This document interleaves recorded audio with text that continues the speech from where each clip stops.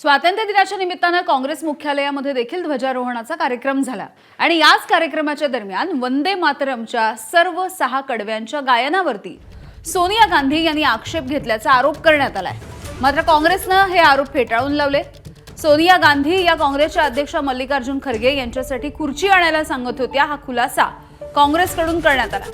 काँग्रेस मुख्यालयामध्ये स्वातंत्र्य दिनाच्या निमित्तानं वंदे मातरमची 6 कडवी गायली गेली हे काँग्रेसनं स्पष्ट केलं।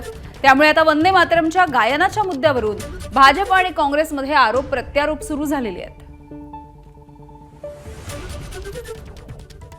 वंदे मातरम को लेकर अक्टूबर 1937 में कोलकाता में 28 अक्टूबर 1937 को कांग्रेस कार्य समिति की बैठक हुई। उन्होंने निर्णय किया कि गुरुदेव रविंद्रनाथ टैगोर के सलाह पर वंदे मातरम कांग्रेस अधिवेशनों में गाया जाएगा। पहले कुछ पंक्तियां ली जाएंगी और वही गाना गाया जाएगा। यहाँ कोई रोकने का प्रयास नहीं था, क्योंकि लंबे समय से कांग्रेस अध्यक्ष खड़े हुए थे।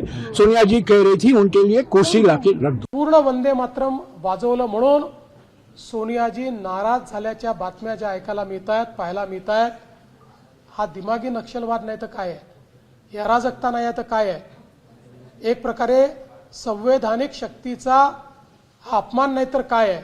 आणि म्हणूनच अशा प्रकारचे अनेक